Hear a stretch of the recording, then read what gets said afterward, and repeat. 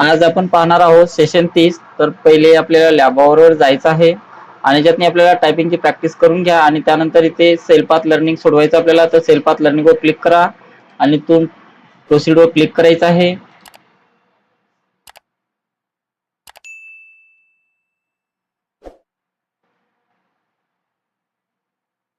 Next बटनावर click करा आणि याच्यातनी बघा 5 क्वेश्चन्स आहे. स्टार्ट करा इथून. तर पहिला क्वेश्चन्स आहे, MS एक्सेल मध्ये ग्रोसरी लिस्ट टेम्पलेट उघडण्यासाठी स्टेपचा योग्य सेट ओळखा म्हणत आहे. तर त्यासाठी आपल्याला बघा क्लिक ऑन स्टार्ट मेनू बटनावर जायचं आहे. क्लिक एक्सेल वर जायचं आहे. Search for the grocery list template नाव टाका आणि त्यानंतर हे सर्च करायचं आहे. तर बघा ऑप्शन नंबर 1 हे त्याचं उत्तर असणार आहे. नेक्स्ट, तुमच्या मित्राला हे जाणून घ्यायचे आहे की MS एक्सेल मध्ये डॉलरचे चिन्ह भारतीय चलनामध्ये बदलण्यासाठी त्याने कोणते चिन्ह वापरावे. योग्य चिन्ह ओळखा ज्याद्वारे भारतीय करन्सी दर्शवली जाते म्हणत आहे. तर ऑप्शन नंबर 1 आहे. नेक्स्ट, MS एक्सेल मध्ये करन्सी सिम्बॉल बदलण्यासाठी तुम्ही खालीलपैकी कोणता पर्याय वापराल म्हणत आहे. तर करन्सी सिम्बॉल बदलवण्यासाठी आपल्याला चेंज टू, तर याचं उत्तर आहे बघा अकाउंटिंग नंबर फॉर्मॅट आहे. तर ऑप्शन नंबर 3 वर जा. नेक्स्ट, MS एक्सेलच्या सेलमधील टेक्स्ट एम्बोल्डन करण्यासाठी कोणता पर्याय वापरला जातो म्हणत आहे. तर बोल्डन करण्यासाठी आपण बोल्ड वापरले जाते. नेक्स्ट, खालीलपैकी कोणती इमेज आपण आपली स्वतःची खरेदी लिस्ट तयार करण्यासाठी वापरत असलेल्या ग्रोसरी लिस्टचे टेम्पलेट प्रदर्शित करते ते ओळखा म्हणत आहे. तर कोणती आहे बघा, ऑप्शन नंबर 1च आहे. पाहून घ्या अशा प्रकारे आणि त्यानंतर 1 वर क्लिक करा आणि त्यानंतर सबमिट करा. त्यानंतर येस वर क्लिक करायचं आहे. त्यानंतर गो टू होम वर क्लिक करा. तर अशा प्रकारे सेल पाथ लर्निंग आपलं पूर्ण झालेलं आहे. त्यानंतर आपल्याला नॉलेज चेक सोडवायचा आहे. नॉलेज चेक वर क्लिक करा आणि इथून स्टार्ट करा. पहिला क्वेश्चन बघा, अकाउंटिंग नंबर फॉर्मॅट खाली डॉलरचे चिन्ह भारतीय रुपयाच्या चिन्हात बदलण्यासाठी कोणता पर्याय निवडणे तुम्हाला गरजेचे असेल म्हणत आहे. तर मोर अकाउंटिंग फॉर्मॅट मध्ये जावं लागेल आपल्याला. किराणा मालाच्या यादीत पुढीलपैकी कोणते घटक तुम्हाला सामान्यतः आढळते म्हणत आहे. तर कोणकोणते आढळते, खरेदी करायचा माल आणि मालाची किंमत हे 2 असतात. त्यामध्ये काही वेळा ग्रोसरी लिस्ट टेम्पलेटमध्ये जर संबंधित सेल्समध्ये तपशील भरला तर एकूण रक्कम आपोआपच असल्याचे तुम्हाला आढळेल. एकूण रकमेच्या सेलमध्ये डॅश घातल्यामुळे हे घडते म्हणत आहे. तर त्याच्यामध्ये आपल्याला फॉर्म्युला घातल्यामुळे ते घडते. तर फॉर्म्युला ऑप्शन्स आहे त्याचं उत्तर. तुमचे डॉक्युमेंट PDF म्हणून एक्सपोर्ट करण्याकरता कोणता पर्याय निवडला पाहिजे म्हणत आहे. तर त्यासाठी आपण क्रिएट PDF वर क्लिक केलं पाहिजे. तर ऑप्शन नंबर 1 आहे त्याचं उत्तर. ग्रोसरी लिस्ट तयार करण्यासाठी पुढीलपैकी कोणते ऍप्लिकेशन वापरणे शक्य असते म्हणत आहे. तर त्यासाठी बघा MS वर्ड, त्यानंतर गुगल डॉक आणि त्यानंतर गुगल शीट वापरले जाते. तिन्ही गोष्टी. 18 ते 70 वर्ष वयोगटातील सर्व भारतीय नागरिक प्रधानमंत्री सुरक्षा विमा योजनेसाठी पात्र आहेत म्हणत आहे. तर त्याचं उत्तर बरोबर आहे. प्रधानमंत्री सुरक्षा विमा योजना अपघाती मृत्यू किंवा डोळे किंवा अवयव कायमचे अपंगत्व आल्यास कव्हर प्रदान करते म्हणत आहे. तर बरोबर आहे. प्रधानमंत्री सुरक्षा विमा योजनेसाठी अर्ज करण्यासाठी कोणत्याही बँकेच्या वेबसाईटला भेट देऊ शकतात जिथं त्याचे ऑनलाईन बँकिंग खाते आहे म्हणत आहे. तर त्याचं उत्तर बरोबर आहे. हा अपघात विमा रुपयेच्या डॅशर प्रीमियम रकमेवर उपलब्ध आहे 12 प्रतिवर्ष म्हणत आहे. तर त्याचं उत्तर नाममात्र आहे. प्रधानमंत्री सुरक्षा विमा योजनेद्वारे काय कव्हर दिले जातात म्हणत आहे. तर काय कव्हर दिले जातात, तर 1 ते 2 लाख रुपये दिले जातात. त्यानंतर येस आय एम वर क्लिक करा आणि याच्यामध्ये बघा आपल्याला हे एंड एक्झाम हे नाव टाकायचं आहे आणि त्यानंतर कन्फर्म बटनावर क्लिक करा. नंतर आपल्याला guided do it your self सोडवायचा आहे आणि इथून स्टार्ट एक्झाम वर क्लिक करा. याच्यामध्ये 10 क्वेश्चन्स आहे. तर पहिला क्वेश्चन इथून लावायचा आहे.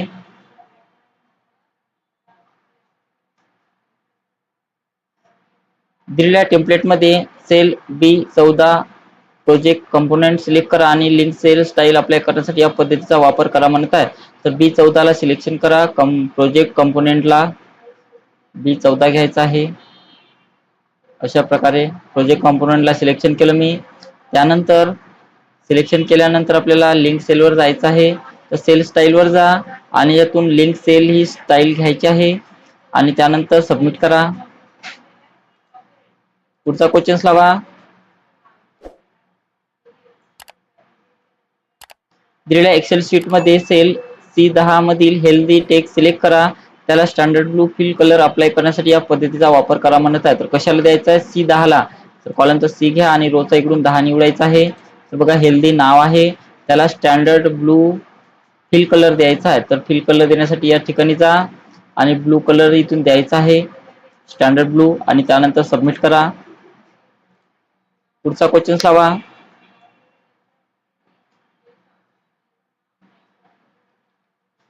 दाखवण्यात आलेल्या डॉक्युमेंटमध्ये सेल्स रिसिप्ट टेक्स्ट सिलेक्ट करा म्हणत आहे. तर सेल्स रिसिप्ट टेक्स्ट कुठं आहे पहिले पाहून घ्या. बघा या ठिकाणी दिलेला आहे, सेल्फ रिसिप्ट टेक्स्ट दिलेला आहे आणि त्याचा साईज 36 करा म्हणत आहे. तर साईज मध्ये जा आणि याच्यातून त्याची साईज 36 करायची आहे आणि त्यानंतर सबमिट करा. पुढचा क्वेश्चन लावा.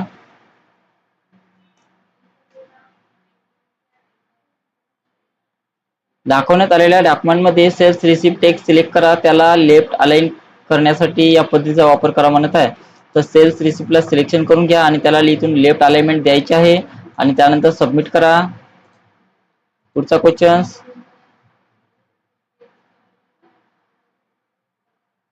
दिलेल्या एक्सेल शीट मध्ये सेल B8 सिलेक्शन करा म्हणत आहे. तर B8 ला सिलेक्शन करा.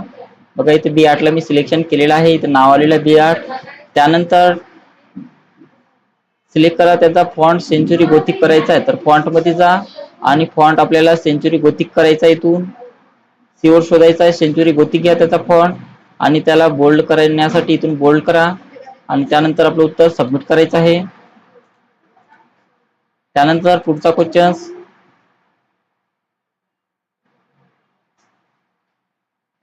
एक्सेल मध्ये गोल सीक फंक्शन वापरण्यासाठी सेल B7 निवडून प्रारंभ करा म्हणत आहे. तर B7 निवडा म्हणत आहे, तर B7 निवडा. त्यानंतर फॉर्म्युला मेन्यूवर जा म्हणत आहे, तर फॉर्म्युला मेन्यूवर जायचं आहे.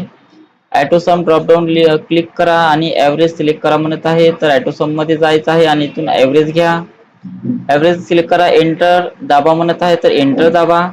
त्यानंतर म्हटलेलं आहे बघा, मोठं करतो क्वेश्चन थोडा. पुढे डेटा मेनूवर जा म्हणत आहे, तर पुन्हा डेटा मेनूवर जायचं आहे.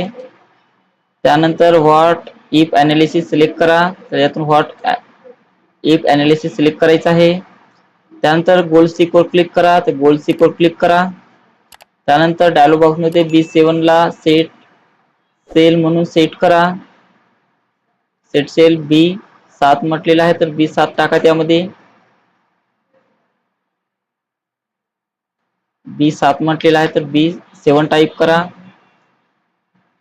म्हणून सेट करा.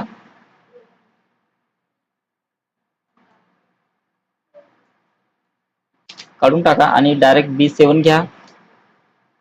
B7 ला सिलेक्शन केलेलं आहे. त्यानंतर टू व्हॅल्यू बॉक्स मध्ये क्लिक करा, तर टू व्हॅल्यू बॉक्स मध्ये क्लिक करा आणि त्याच्यामध्ये 70 टाकायचा, तर आपण 70 टाका आणि चेंजिंग सेल ऑप्शन मध्ये B6 सिलेक्शन करायचा. तर चेंजिंग सेल मध्ये जा आणि यातून B6 नावाचा सेल घ्यायचा आहे आणि त्यानंतर ओके करा.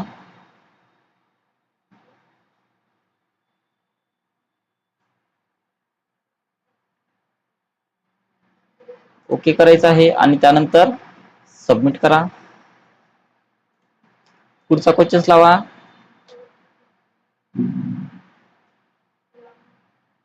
दिलेल्या एक्सेल फाईल मध्ये डेटाचे ग्रुप करण्यासाठी कॉलम ए आणि बी सिलेक्ट करा म्हणत आहे. तर कॉलम ए आणि कॉलम बी सिलेक्शन करायचं आहे. आता डेटा टॅबवर जा म्हणत आहे, तर डेटा टॅबवर जा आणि त्यानंतर डेटा टॅबवर गेल्यानंतर आपल्याला ग्रुप ऑप्शनवर क्लिक करायचं आहे. तर ग्रुप ऑप्शन कोणत्या ठिकाणी दिलेला आहे बघा.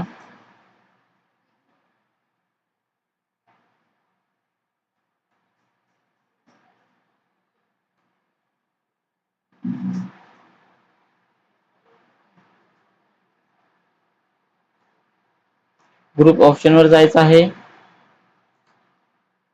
ग्रुप ऑप्शनवर जा आणि मायनसच्या साईनवर हाईड करायचं आहे. तर बघा मायनसची साईन हाईड केली आणि त्यानंतर सबमिट करा.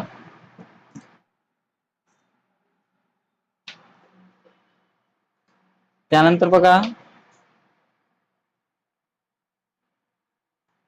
थोडंसं मोठं करून घेतो याला. एक्सेल मध्ये डिपार्टमेंट नुसार सबटोटल करण्यासाठी सेल B1 सिलेक्ट करा म्हणत आहे. तर B1 ला क्लिक करा. त्यानंतर होम टॅबवर जा आणि सॉर्ट अँड फिल्टरवर क्लिक करा आणि sort A to Z selection करा म्हणत आहे. तर होम टॅबवर जाऊ आपण, सॉर्ट अँड फिल्टरवर जा आणि ए टू झेड सॉर्ट घ्यायचा आहे. त्यानंतर पुढे column A B C select करा म्हणत आहे. तर column A B C selection करून घ्यायचा आहे. त्यानंतर डेटा टॅबवर जा, डेटा टॅबवर जा. त्यानंतर डेटा टॅबवर गेल्यानंतर नेव्हिगेट करा आणि सबटोटलवर क्लिक करा. तर इथं सबटोटलवर क्लिक करायचं आहे. पहिल्या बॉक्समध्ये रिजन सिलेक्ट करा. तर पहिल्या बॉक्समध्ये आपल्याला रिजन सिलेक्शन करायचं आहे.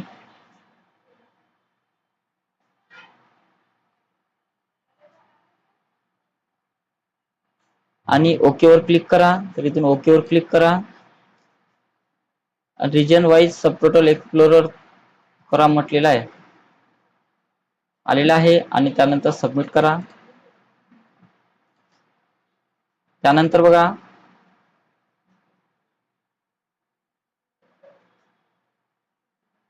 दिलेल्या एक्सेल फाईलमध्ये डेटावर आधारित लागू असलेले सबटोटल ऑप्शन रिमूव्ह करण्यासाठी एबीसी कॉलम सिलेक्ट करा म्हणत आहे. तर ए बी सी कॉलम तिन्ही कॉलम सिलेक्शन करायचं आहे. त्यानंतर डेटा टॅबवर जा म्हणत आहे. डेटा टॅबवर जा.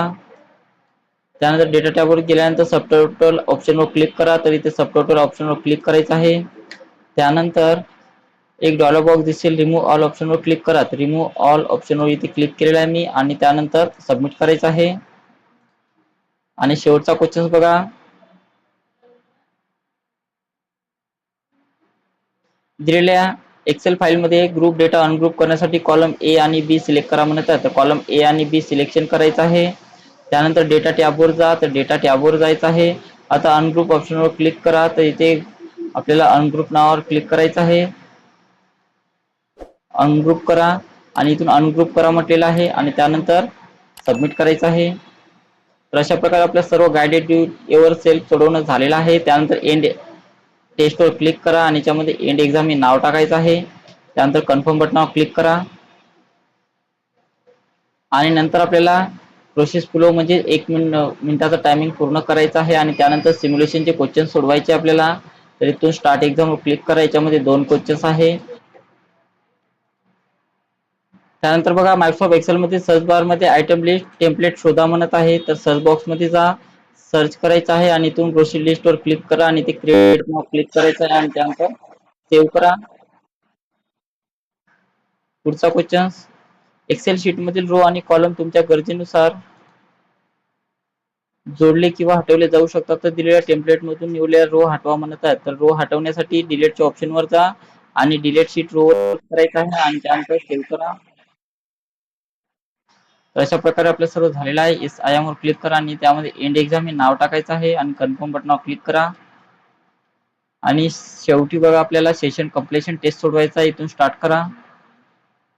फ्लॅट बेड आणि पोर्टेबल हे डॅश डॅश या प्रकारचे सॉफ्टवेअर आहे म्हणत आहे. तर ऑप्टिकल स्कॅनर्स आहे. वास्तुचित्रे किंवा डॉक्युमेंट यांना कॉम्प्युटर जनरेटेड फाईलमध्ये रूपांतर करण्यासाठी स्कॅनरचा उपयोग केला जातो म्हणत आहे. तर बरोबर आहे. फ्लॅट बेड स्कॅनरचा उपयोग करून तुम्ही प्रतिमा किंवा चित्रे स्कॅन करू शकत नाही म्हणत आहे. तर चूक आहे. स्कॅनरच्या सहाय्याने तुम्ही डॉक्युमेंट प्रिंट करू शकता म्हणत आहे. तर चूक आहे. येस आय एम वर क्लिक करा आणि त्यामध्ये बघा एंड एक्झाम हे नाव टाकायचं आहे आणि त्यानंतर कन्फर्म बटनावर क्लिक करा. तर अशा प्रकारे आपलं सेशन पूर्ण सोडवणं झालेलं आहे.